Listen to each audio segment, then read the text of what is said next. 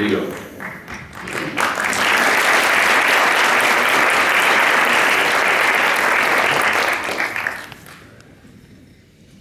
Thank you for a really wonderful film. It was beautifully done. The use of lighting was so powerful, I almost felt like I was watching a film in color.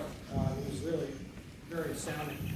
One of the core relationships depicted in the film was between Lincoln and his stepmom, and that was a very interesting relationship to me. I'd never heard of it, and was aware of it in any way.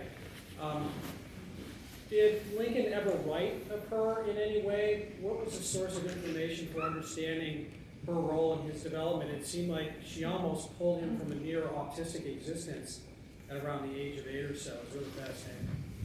He did write about her a little bit. He has 3 different brief autobiographies that he wrote for different campaigns. And he mentions her sometimes just more in a historical context as far as her relation within his family. But then the quote at the start of the film, when he says, "All that I am or hope to be, I owe to my ancient mother." And then also he writes about, he has a brief quote where he says, "I remember my mother's prayers. I think of them always, they stay with me still," or something like that.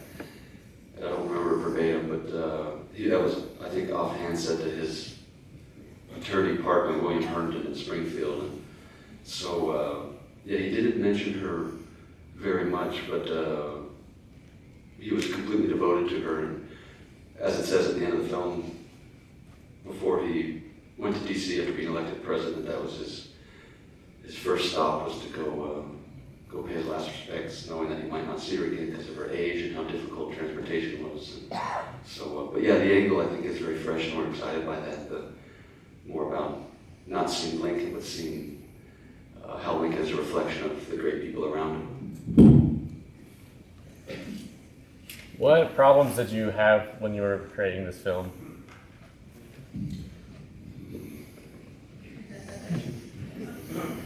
Yeah, weather was sure. That was really something. We were about 90 minutes north of New York City at the Mohawk Mountain Preserve, and the weather was always something. But we just decided to head up. You know, from the beginning, there was nothing would keep us back from shooting. We would never retreat, and always to head out no matter what we were facing. There were some difficult locations to get to, out in the wilderness, and very remote. That's not very practical to get 40 people out to some place, you know, and so it was mostly just logistical, I would say. Really lovely film, really lovely atmospheric quality. I noticed that a lot of shots were looking upward at things. We're looking upward at columns and trees and people. Can you say something about that? Of course, that's a nice question. I think that the uplook in the picture is important because of it ennobles. And we're so used to looking up at, as you say, the columns, Lincoln enthroned in D.C., any sort of hero. And, we look up at them, but I think looking up at his mother, his father, his stepmother, the teacher, the cabin, the environment around him, it was to ennoble them and show them for the archetypes that they are, and that there was something else going on in those people in those places that was more than commonplace. There was little hints and signs of the destiny that he was kind of barreling toward. So, but yeah, that was always it. And on a funny note, one thing is Braden was not quite as tall as 6'4" Jason Clark, and so to do it over the shoulder, we had to be in low mode on the Steadicam always. Braden was down here, so you get that natural uplook. It's kind of a similar question, but it seemed like there were never any vistas. It was always, you were always very contained within your environment, within a very limited view. And were you trying to say something about the way it was to live in those times? Like you were aware that there was a broader world, but the only thing you were seeing was close by. Well, that's something, I'm glad that you noticed that. No, I think getting vistas and wide shots is so important. It's a vitamin that every picture needs. Certainly, an editorial opinion might point out that this picture needed more, so that'd be interesting to discuss. But yeah, to be spatially oriented and so forth is essential. But one notion that the cinematographer and I had was deep focus cinematography. And you know, you have your strong foreground, middle ground, and background, and oftentimes when it's so deep, you could get your close-up, but then your establishing shot is almost in the background already, so you don't have to have traditional coverage. You establish the space like on TV, wide shot, like in a Seinfeld or something, and then you go inside of the living room. So the hope was that the establishing shot was already there because of the extreme wide-angle lenses and deep focus aesthetic. Also, we did a lot of research into the forests that would have been in southern Indiana at that time, and we talked to this historical forester, gentleman at Columbia University, Neil Peterson, who was really helpful in telling us, as well as the research of William Bartelt, the historical consultant, telling us that there really was probably fewer vistas in that day than even we found in our film, but because the trees were so dense and just the type of species that were there were just large and all-encompassing all over. Talk about the cabin and the set and the picture thereof. Was it created for the film? Yeah, sure. The cabin was designed by Caroline Hanania, who's the production designer, who did an incredible job in recreating accurately how this cabin would have looked at the time. And you can see the sort of transition in the film. From the first half, it's a little more decrepit and dirty, and especially when they're in the winter sequence, when they were abandoned during that time, or not abandoned, but by their father for that time. The ground was just dirt, and you sort of see the pole shed, the open face shed that the aunt and uncle and cousin stay in, and that's where they first, in history, would have settled, and then they built the cabin at a later time. And then it wasn't until Sarah came that they really, cleaned it up, and she brought her sort of more fancy items from Kentucky, and also just the sort of decency of cleaning up their livelihood. And the transformation that she did had to do with whitewashing the walls and creating the floor, adding the door. That also was something that AJ had written about in the script as well. How did you settle on the score? I was impressed using Wagner and Mahler. It's a good choice. Why did you make that decision? Yeah, the majority of the soundtrack is licensed music. It's made up of Hovanes, Copeland. The main ostinato that goes back and forth is Kalinyakov, a Russian composer who's not very known. That music was just present in the imagining of the film even before I'd written the treatment.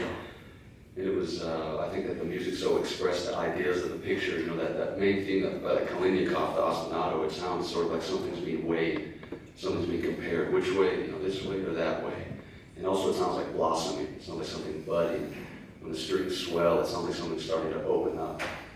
And so, the music is my favorite part of filmmaking, what I'm most excited about, especially in post. So, I'm glad that you noticed that, but it is love. Oh, in addition to that, it's Hannah Townsend provided the what pieces were missing that needed to be scored. Something that classical music couldn't provide, which would be thinness, spaces, something that was more present in a subtle way. Was most of the narrative taken directly from the book that it was written on, or was written?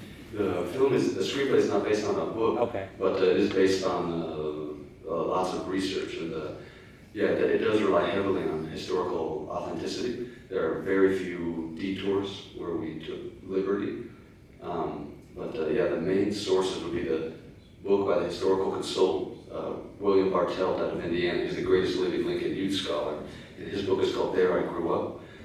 And then the other sources would be Benjamin Thomas's single-volume Lincoln biography, the work of Carl Sandburg, the Illinois poet Ida Tarbell, Eleanor Atkinson, and all the voiceover in the film was not written. I didn't write any of it. It's all based on an interview in about 1890 with his cousin Dennis Hanks, who was about 85 years old, recorded by journalist Eleanor Atkinson and published at the turn of the century.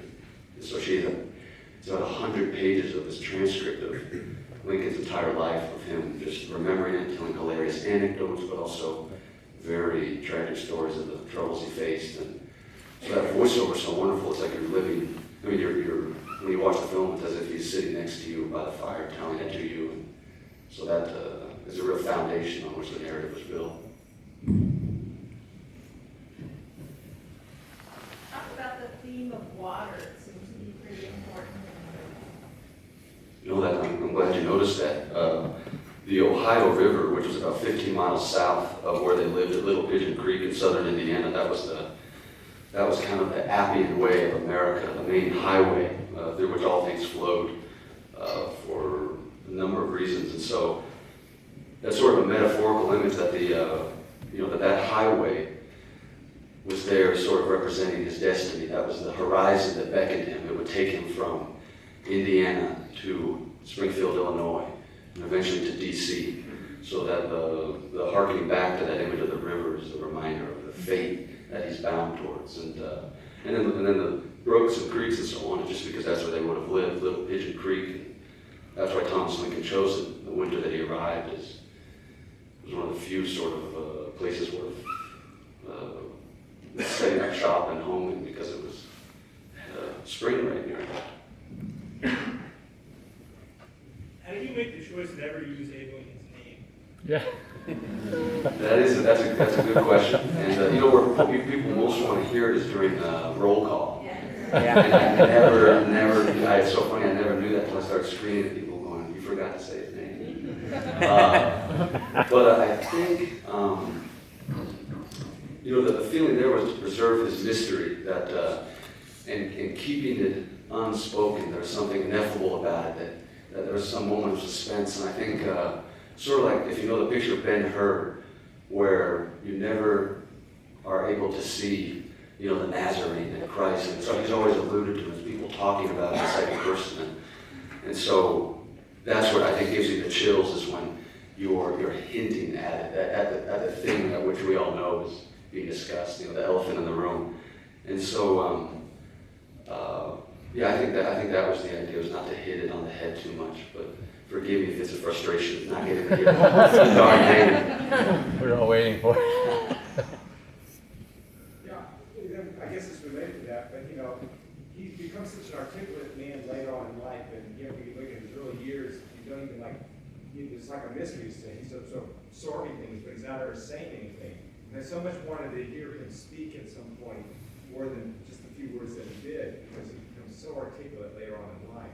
Is that a choice on your part? Of course, yeah, no, that's a very valid point. And again, I think it returns to preserving his mystery, because we all know the words that he would say, we all know the rhetoric that he would perfect, his brilliance at being an orator.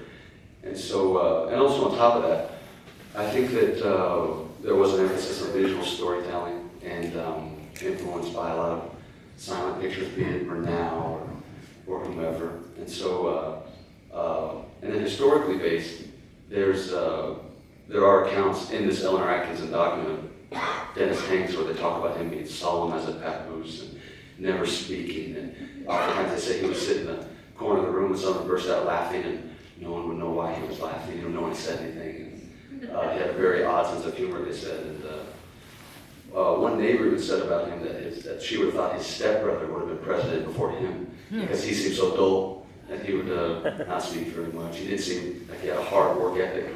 They would call him lazy. But what we know now is all the time he was thinking, observing, absorbing. And so, yeah. Last question right here. Who are you pointing at? Last two questions. You talked about what you came across in your research that you inevitably ended up leaving out of the film. Being so sparse, it feels like there was more that had to happen to you before it came out. For sure. That was a very important thing from the beginning, was determining what slice of the story we wanted to tell. The analogy I heard was, don't make a picture about the whole of the Trojan War, just pick a battle. That was from, I think, the Poetics. And so keep it sliced, keep it concentrated and focused, and I think the impact will be stronger. The biggest thing I think that we left out would have been the arrival in Indiana. They arrived in winter from Kentucky, one of the worst blizzards in that part of the country's history. And it's very fascinating to hear how they survived it, set up shop, and how they set to work immediately creating a life for themselves. I just wondered how you decided to portray his father. It seemed like his father was a more rounded character than I would have expected from things I heard about Lincoln's father being angry and mean. And I wondered if that was more of a storytelling choice or if there's historical context for that to say he was more of a well-rounded character. You know, excellent point. That'd be a discussion that could last hours. Is his father? Historians do disagree over it. Say 80, 90 years ago, historians were pretty certain that he was shiftless, lazy, callous, mean, beating him, hitting him on the head when people were around. But sort of modern historians of the past 40, 50 years do see in specific research how well he was respected, how much he was respected as a carpenter. He built the church. He was on, I think, whatever the equivalent of a church council would be in the Primitive Baptist Church. So he was respected and thought fondly by his peers. But yeah, the relationship between the father and son forever was difficult to never reconcile. The one scene in the picture was not everlasting. Lincoln didn't attend his father's funeral. He even kind of cut off correspondence with him towards the end of his life. When the father asked for money, he didn't send it to him after a certain period of time. And so there was something very deep-rooted, dark, and tragic between the two men. This is a nice closing remark that I love, but Dennis Hanks put it in the interview. He said, each man failed to understand the other's world. And so that duality is, I think, very affecting for Lincoln, to Lincoln throughout all of his life. Thank you very much.